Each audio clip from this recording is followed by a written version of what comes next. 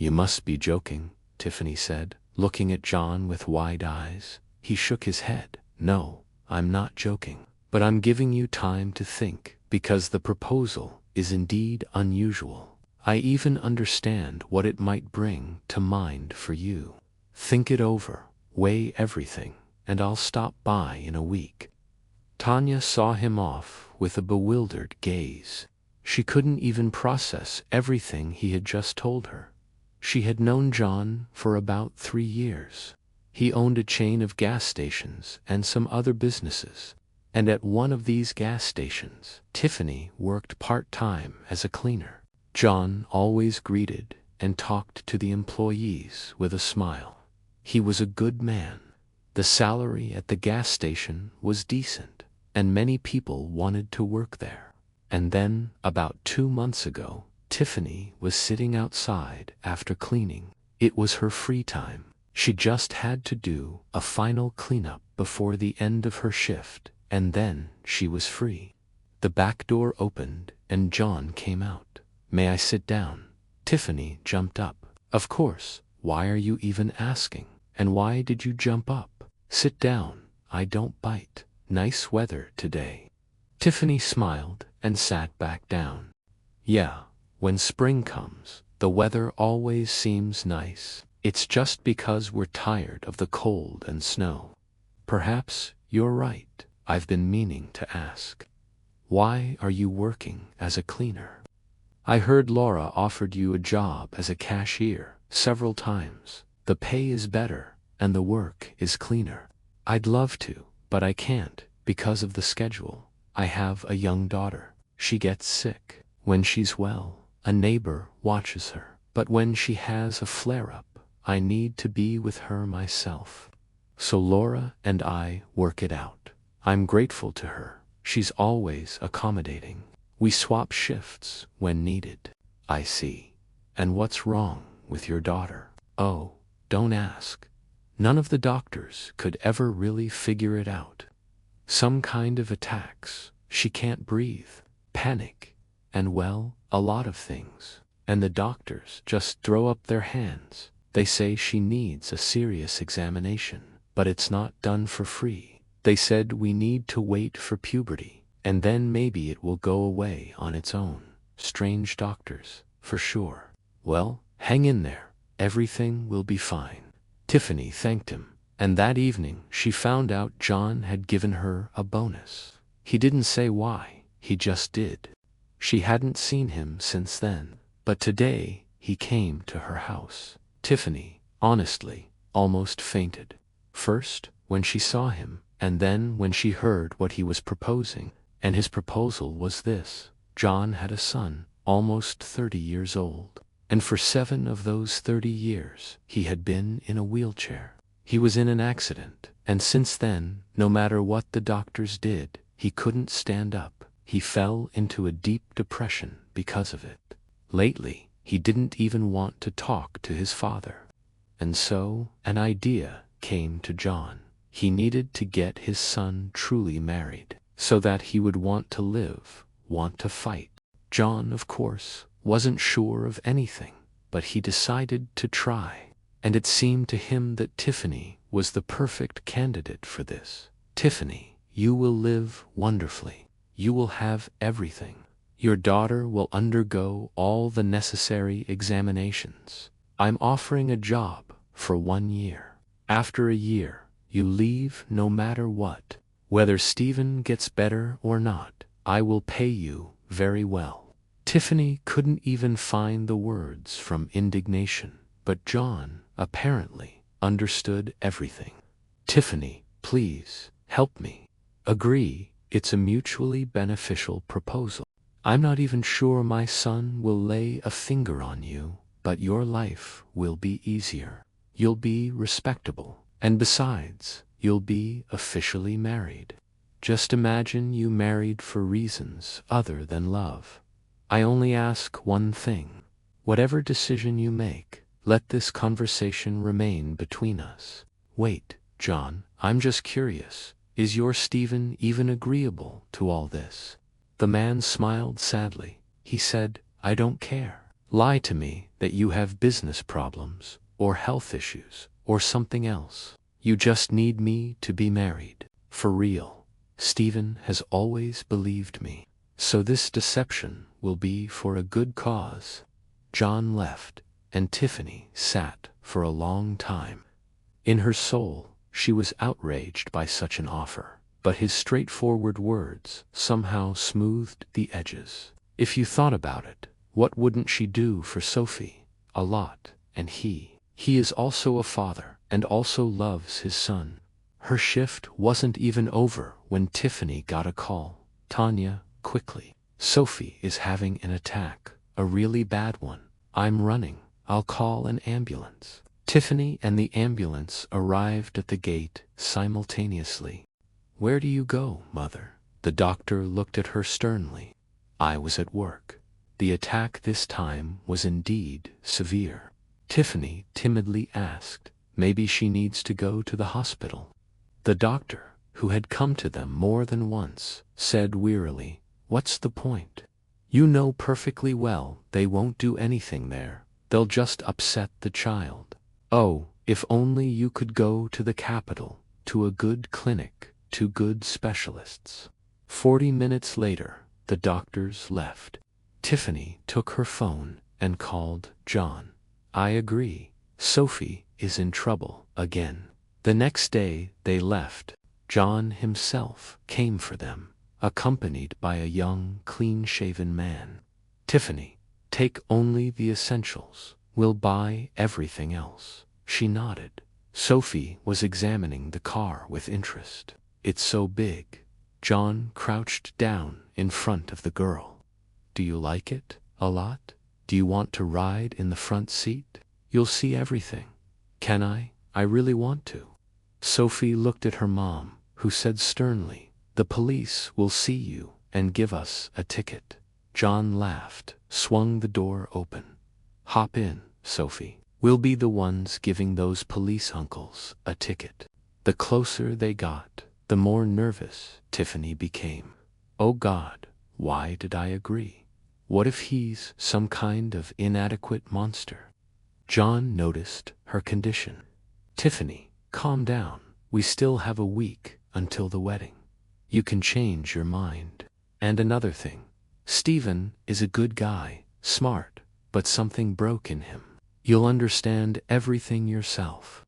Tiffany got out of the car, helped her daughter out, turned around, and froze.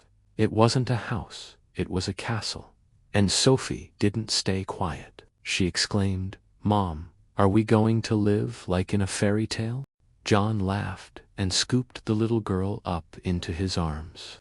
You like it very much. Until the wedding itself. Stephen and Tiffany saw each other only a few times at dinner.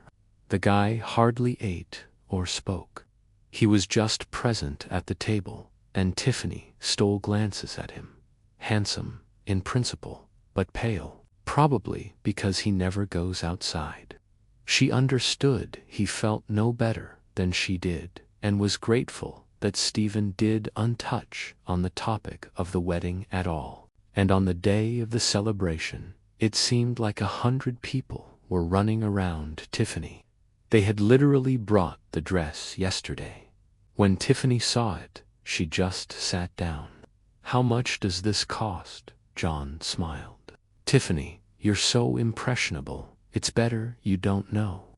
By the way, look what else I have. And he took out a full copy of her dress, only very small. Sophie, want to go try it on? Her daughter squealed so loudly they had to cover their ears. Then there was the fitting. The little princess strutted importantly around the room in her beautiful dress. At one point, Tiffany turned and noticed Stephen. He was at the open door of his room, watching Sophie and smiling just a little. Sophie's room was now next to their bedroom. Tiffany couldn't imagine what would happen now. John suggested they go to a country house, but Stephen shook his head negatively. Thanks, Dad. We'll stay home. The bed was huge. Stephen was far away and didn't seem to intend to bother her. So Tiffany, who was planning not to sleep all night, fell asleep fairly quickly. A week passed. She and Stephen even talked sometimes in the evenings. He really was incredibly smart, and he made no attempts to make a move on her. And Tiffany gradually began to calm down. One night, she jumped up. Something was wrong. Her heart was pounding. Tiffany rushed to her daughter's room, and sure enough, Sophie was suffering from an attack. "Stephen, help! Call an ambulance." He already appeared in the doorway in his wheelchair, quickly grabbed the phone, and a minute later, a sleepy John came running in. "I'll call Alexei." The ambulance doctors were unfamiliar to her. Probably completely different ambulances came here. Look at their uniforms, the equipment. And then the family doctor arrived. The doctors consulted for a long time after the attack ended. Tiffany was with her daughter. Stephen was nearby. He was holding the girl's hand in his. "Tiffany, how long has she had this?" "Since birth. We've been in the hospital so many times, had all sorts of examinations, but nothing. That's why Sophie's father said we shouldn't bother him living his life." "Did you love him?" "Probably, but it was so long ago, and that's why I agreed to your father's offer." Tiffany raised her eyebrows in surprise. Stephen just smiled. "Father thinks I don't know anything, but I've always been able to read him like an open book. I was afraid, though, of who he would find for me. But I saw you and was surprised. You're not at all like those who agree to anything for money. And now everything seems to have fallen into place. Tiffany, don't cry. We will definitely cure Sophie. She's a trooper. She didn't break, unlike me. And why did you break? You're smart, handsome, you're a good man." He smirked. "Tell me, would you have married me, someone like me, but under different circumstances?" Tiffany thought for a second, then nodded. "Yes, I think loving you would be much easier than loving many of those who are running around. But that's not the point at all. I don't know how to explain." Stephen smiled. "You don't need to explain anything. You know, for some reason I believe you." A few days later, Tiffany caught Stephen doing a strange activity. He took out some unfamiliar device and was doing something with it. It looked like he was exercising. "What is that?" "It's a trainer. Right after the accident, I needed to spend at least 2 hours on it, but I decided nothing would help me anymore. And now, you know, I feel ashamed in front of Sophie, in front of you." There was a knock on the door. John's head appeared. "May 1, come in." "Of course, Dad." The man froze on the threshold, seeing what his son was doing. Then he swallowed and turned to Tiffany. "Tell me, did you have a difficult birth? What is it?" "You see, the doctor said that most likely Sophie was pulled during delivery, and her temporal bone was damaged. It healed on the outside, you can't see anything, but inside it's pressing on some nerve. It can't be." Tiffany sat down. "What do we do now?" Tears quickly rolled down her cheeks. "Hey, no crying. The doctor said it's not that scary, but she needs an operation. They will remove what's in the way, and Sophie will be a normal girl. But it's her head. It's dangerous." Stephen reached out to her, took her hand. "Tiffany, listen to Dad. Sophie will be able to live without the attacks. But is it expensive?" John looked at her, surprised. "That question shouldn't concern you at all. Your family." Tiffany was in the hospital with Sophie. The operation went well. They were promised they would be home in 2 weeks. Home. And Tiffany now didn't understand where her home actually was. Stephen called often, and they talked for a long time, with her and with Sophie, and in general. Tiffany felt like they had known each other for 100,000 years. And time passed. The year would end quickly. And then what? Tiffany didn't even want to think about it yet. They returned home in the evening. John came to pick them up and was rather gloomy. Did something happen? I don't even know how to say it. Stephen has been drinking for 2 days. How? He doesn't drink at all, in principle. Well, now he does. He worked out on the trainer for a month, then snapped, said nothing was working. Tiffany walked into the room. Stephen was sitting in the dark. She turned on the light and started clearing everything from the table. Where are you taking that? You're not going to drink anymore. Why's that? Because I'm your wife, and I don't like you drinking. Stephen was taken aback, then said, well, it's just for a little while. Sophie is healthy now, so there's no reason to stay next to a cripple.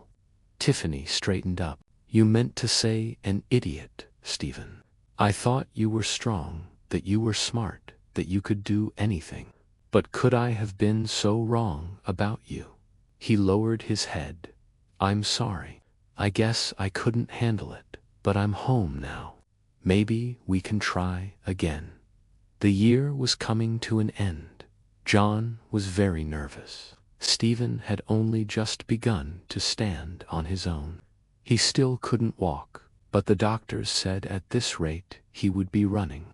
And Tiffany, she was supposed to leave soon. Maybe offer her more money. Tiffany, Sophie, and Stephen, in his wheelchair, came out to the room for dinner. Dad, we have news for you. He looked at them, frightened, then only at Tiffany. You're leaving. Yes. Tiffany and Stephen exchanged glances. Tiffany shook her head. Not exactly. Don't keep us in suspense. You're going to be a grandpa soon. Sophie is going to have a little brother or sister. John was silent for a long time, and then he simply began to cry. He hugged them all and cried. If you liked the story, please support me with a thumbs up. It's just one click for you, but it's very important to me. Thank you. So, to sum up, the most important thing to say is this: take care of yourselves. Not when you get the first warning sign from your body, not from next Monday or the new year, but right now. Realize that your health and your mental peace are the most valuable and, alas, finite resources you have. They are the foundation upon which everything else is built. Your successes, your relationships, your dreams, and their fulfillment. Taking care of yourself is not about selfishness. It's about profound responsibility. Responsibility to those who love you and need you. After all, your condition directly affects their lives. When you burn out, get sick, or are constantly anxious, it's not only you who suffers. Your loved ones suffer too. Therefore, self-care is also an act of caring for them. What does this mean in practice? It means listening to your body and giving it rest on time. It means not ignoring symptoms and making time for doctor's appointments. It means filtering the endless stream of information that bombards us every day and protecting your mental space. It means saying no to what drains you and saying yes to what fills you up. Walks in the fresh air, hobbies, live communication, healthy sleep. Remember, there is no universal manual. Your task is to be attentive to yourself and learn to recognize your own unique needs. Don't wait for the perfect moment to start changing. Start small, with a deep breath, a 5-minute pause, 1 glass of water. You only have one self. You are your most important project and your greatest fortress. Value yourself. Be kinder and more attentive to yourself. Invest time and effort into your well-being, because it is the most reliable and important investment in your future. Take care of yourselves.